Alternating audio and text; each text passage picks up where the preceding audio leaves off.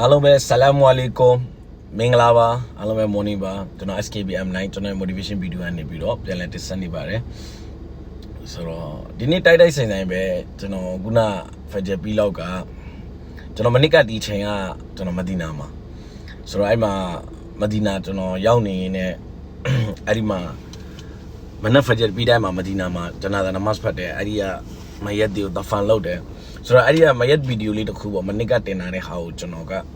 movement နေနဲ့ဒီနေ့ပြန်တင်တယ်တင်ပြီးတော့ကျွန်တော်ကားရေးစီဖို့ထွက်လာတော့ကျွန်တော်အမြဲတမ်းကားရေးစီနေတဲ့ဆိုင်မှာမွတ်ဆလမန်ကောင်လေးတယောက်ရှိတယ်ကျွန်တော်မြန်မာပြည်သားပဲသူစီမှာပဲကျွန်တော်အမြဲစီတာပေါ့အဲ့နဲ့သူနဲ့တွေ့တော့သူမျက်နှာမကောင်းဘာဖြစ်လဲမေးလိုက်တော့ည4နာရီလောက်ပဲတဲ့သူ့အမျိုးသမီးအလားမိခံသွားတယ်တဲ့ဆိုတော့အသက်က33လောက်ပဲရှိသေးတယ်ဆိုတော့လူငယ်တယောက်ပဲ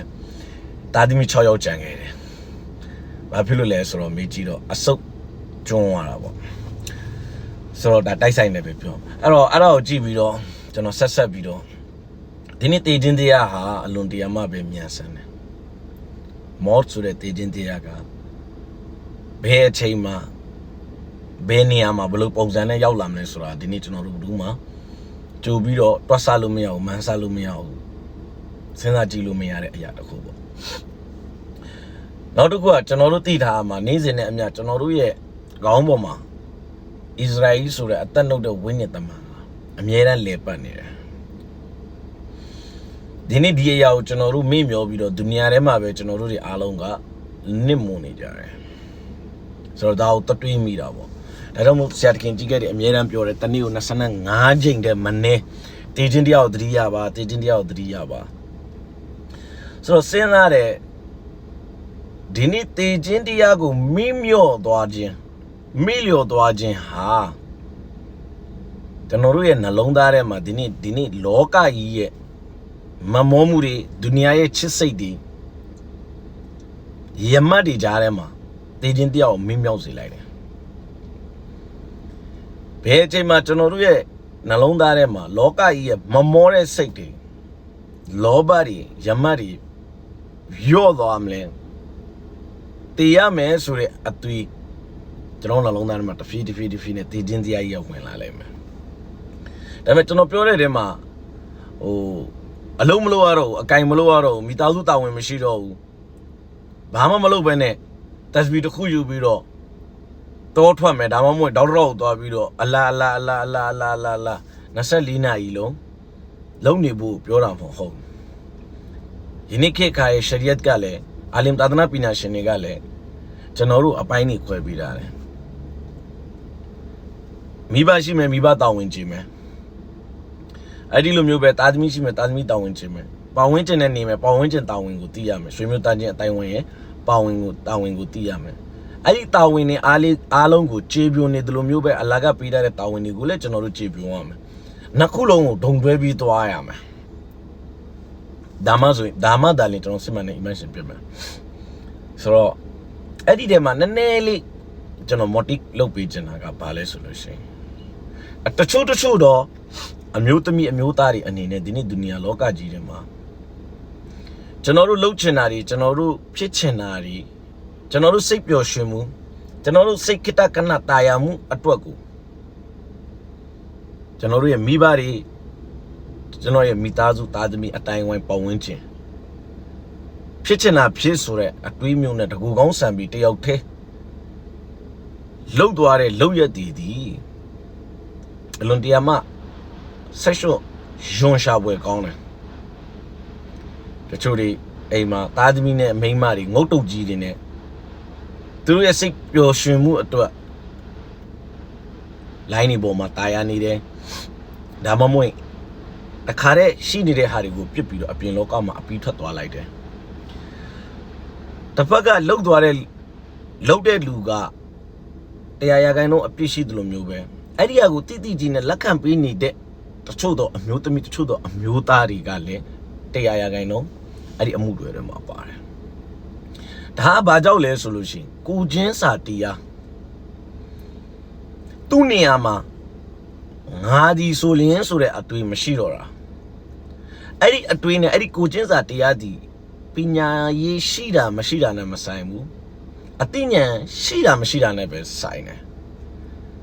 အကယ်၍သာကျွန်တော်တို့တွေးခေါ်နိုင်မယ်စဉ်းစားနိုင်မယ်ကိုချင်းစာတရားရှိမယ်ဆိုရင်ဒီလိုလောက်ရမျိုးကျွန်တော်တို့ဘယ်တော့မှလုံးမှာမဟုတ်လက်ရှိအိမ်အောင်ရှိနေတဲ့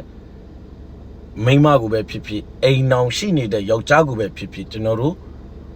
ပတ်သက်ဆက်နွယ်မှာမဟုတ်အဲ့ဒီတဲ့ဆိုးတဲ့ဇလန်တစ်ခုရှိတယ်အဲ့ဒါကဘာလဲဆိုရင်ဟိုဘက်ကယောက်ျားမှလည်းမိသားစုနဲ့တာသမီနဲ့ဒီဘက်ကမိန်းမမှလည်းမိသားစုနဲ့တာသမီနဲ့အဲ့ဒီနှစ်ဖက်လုံးထားပြီးဒီလူနှစ်ယောက်တည်းပျော်ရွှင်မှုတာယာမှုကိုကြည့်ပြီးတော့လှုပ်သွားတယ်လှုပ်ရက်တီအပေါ်မှာတစ်ဖက်မှာကြမ်းခဲ့တဲ့မိသားစုတာသမီရဲ့ခံစားချက် feeling set ဒီဘက်ကမိသားစုကြံခဲ့တဲ့မိသားစုရဲ့ feeling set မရှိတော့အဲ့ဒီလှုပ်သွားတဲ့လူရဲ့နှစ်ယောက်ကကိုငါဒီလှုပ်ရက်ကိုလှုပ်လိုက်လို့ငါရဲ့တိတ်ခါငါရဲ့ဂုံတိတ်ခါငါရဲ့ izzat ငါမိဘရဲ့တိတ်ခါငါပတ်ဝန်းကျင်တိတ်ခါဘယ်ဒီရောက်သွားမလဲဆိုတဲ့အတွေးတော်မရှိတော့အဲ့ဒီအတွေးတွေအားလုံးနဲ့သူ့ရဲ့ thinking တွေအားလုံးကိုဖျက်ဆီးပစ်လိုက်တာတဏှာယာကယမတ်ဒီအရာဖျက်ဆီးပစ်လိုက်တာဆိုတော့ထားပါတော့ကျွန်တော်ပြောချင်တဲ့ traffic ကတော့အဲ့ဒါမဟုတ်ဘူးစကားအဲ့ဒီဘက်ကိုဆက်သွားတယ်အဲ့တော့အခုလိုရမ်ဇန်လမှာကျွန်တော်အမြဲတမ်းနားထောင်ဖြစ်တဲ့ပါကစ္စတန်ကမော်လာနာတွာရီဂျမီဆပ်ကဘယန်တစ်ခုကိုမင်းညကျွန်တော်နားထောင်ဖြစ်တဲ့အဲ့ဒီထဲကနေပြီးတော့အချိန်နည်းနည်းလေးပဲယူပြီးအပိုက်လေး၄ပိုက်ကိုပဲကျွန်တော်ပြောချင်တယ်အခုလိုရမ်ဇန်လမှာမီလီယက်သားနဲ့ကျန်းကျန်းမာမာရှိလျက်သားနဲ့ကျွန်တော်တို့တွေအခုလိုစုံစည်းခွင့်ရတဲ့အချိန်မှာတဲ့အလကကျွန်တော်တို့တွေအပြစ်တွေကိုခွင့်လွှတ်ပေးနေတယ်ကျွန်တော်တို့ရခင်ကလုပ်ခဲ့တဲ့အပြစ်ကုနာတွေအားလုံးကိုခွင့်လွှတ်ပေးနေတယ်ဒီအချိန်မှာကျွန်တော်တို့နေ့တွေမှာရိုဇာရီနဲ့ဟုတ်လားမလားညမှာဆိုရင်တရာဘီတွေနဲ့တချို့ဆယ်ရီမစားခင်မှာတာဂျွတ်ဖတ်ကြတယ်ဆိုတော့အီဘာဒတ်တဲမှာရှိနေတဲ့ဒီလ12လလုံးမှာကျန်17လတက်ကိုပို့ပြီးမုံမြတ်တယ်ဆိုတဲ့ဒီလလေးမှာကျွန်တော်တို့ကျန်းကျန်းမာမာနဲ့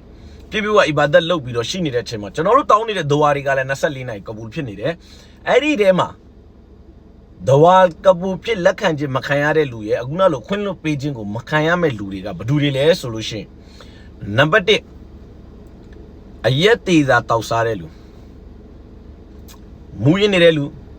အရင်လောက်ခဲ့တာကိုမပြောဘူးနော်လောက်ခဲ့တာကိုစွန့်လွတ်ပြီးတော်ပါလှုပ်ပြီးသွားတဲ့လူတွေကတော့အပိုင်းတစ်ပိုင်းပေါ့လှုပ်စဲလုံးနေစဲလူတွေကိုပြောတာနံပါတ်2မိဘရှိလျက်သားနဲ့မိဘရဲ့ကျဉ်းနှမှုကိုမရဘူးမိဘရဲ့အချစ်ကိုမရဘူးမိဘရဲ့ဒဝါကိုမရတဲ့တာသမီနံပါတ်3ရွှေမျိုးသားချင်းကောင်းပါလျက်နဲ့ရွှေမျိုးသားချင်းရှရီယတ်ကဘောင်အတွင်းထဲမှာရှိနေပါလျက်နဲ့ရွှေမျိုးသားချင်းနဲ့အဆက်တွေဖြတ်ထားတဲ့သူဆိုတော့ဒီအချက်လေး3ချက်မှာအရက်သေးစားတောက်တဲ့ဒါကကိုလာအလာနဲ့ရှင်းရမယ့်ကိစ္စတစ်ခုဖြစ်နေပြီကိုယ့်ရဲ့ပြဿနာဖြစ်သွားပြီအဲ့ဒီဟာကိုဖြတ်ပါအလ္လာဒီမှာတောပါလို့ပါအင်ရှာလာအလ္လာခွင့်လွှတ်လိုက်မယ်နံပါတ်2မိဘနပါလုံးပဲဖြစ်ဖြစ်တပါးဆုံးသွားပြီတပါးရှိနေအဲ့ဒီမိဘကိုခစ်မတ်လုပ်ပြီးပျော်ရွှင်မှုပေးပြီးတော့မောဟဘတ်ယူပြီးအဲ့ဒီမိဘရဲ့ဒဝါနဲ့ကျဉ်းမှုကိုမယူနိုင်တဲ့တာသမီကဘန်နစီကန်ဆိုးတဲ့လူတွေဖြစ်တယ်ဒီလိုရမ်ဇန်လမှာလည်းသူ့ရဲ့ဒဝါတွေအတွက်ကိုဒေါက်တစ်ခုဖြစ်တယ်ခလုတ်တစ်ခုဖြစ်နေတယ်မိဘကကျွန်တော်တို့အတွက်ဒရဂျာအကြီးဆုံးပဲနော်ဒီအပိုင်းနှစ်ပိုင်းအဲ့တော့မိဘတွေရှိတယ်ဆိုရင်ကျွန်တော်တို့သူတို့ရဲ့ချစ်ခင်မှုယူပါသူတို့ math တောင်းပါသူတို့ပျော်ရွှင်မှုပေးပါသူတို့ရင်ထဲကထွက်လာတဲ့ဒဝါကိုယူပါနံပါတ်3ကရွှေမျိုးသားချင်းရှရီယတ်ကဘောင်တွင်းထဲမှာရှိနေရွှေမျိုးသားချင်းနော်အဲတချို့ရွှေမျိုးသားချင်းတွေရှိတယ်တချို့ရွှေမျိုးသားချင်းတွေဒီဒင်းထဲမှာရှိပြီးတော့အီဘာဒတ်ထဲမှာမရှိဘူးလုံနေတာတွေဒီဂုနာယကဘီရာဂုနာယဆဂီရာဘက်မှာလုံနေတယ်အဲ့ဒီလိုရွှေမျိုးသားချင်းတွေကိုတော့ချွင်းချက်ပြစ်နဲ့ထားလိုက်ပါတကယ်ဒင်းသားတွေဖြစ်ပြီးတော့ကိုယ့်ပေါ်မှာလည်းကောင်းတယ်မိသားစုပေါ်မှာကောင်းတယ်အတိုင်းဝိုင်းပေါ်မှာတကယ်ကောင်းတယ်ဆိုတော့ရွှေမျိုးသားချင်းတွေကိုကျွန်တော်တို့အဆက်တွေဖြတ်ချင်းဟာအလ္လာနဲ့ကျွန်တော်တို့ကြားမှာရှိနေတဲ့တာလုတ်ဆက်တွယ်မှုကိုဖျက်လိုက်ခြင်းနဲ့အတူတူပဲအဲ့တော့ကျွန်တော်မိတ်ဆွေတွေအားလုံးအင်ရှာအလ္လာကျွန်တော်ရဲ့ဒီ motivate ကျွန်တော်ရဲ့ video တွေကနေပြီးတော့တခုခုမိတ်ဆွေတို့အတက်ကိုအတိဝင်လာတယ်တခုအကျိုးရှိတယ်ဆိုရင်အင်ရှာအလ္လာကျွန်တော်ရဲ့ video ကို like and share လုပ်ပေးပါနောင်လာတဲ့ကျွန်တော်ရဲ့ video တွေကိုစဉ်းစားမပြတ်ကြည့်နိုင်ဖို့အတွက်ကိုကျွန်တော်ရဲ့အကောင့်ကို follow လုပ်ထားပါအင်ရှာအလ္လာဆလာမအလိုင်ကွမ်ကျွန်တော်တို့အားလုံးပြန်ဆောင်ကြမယ်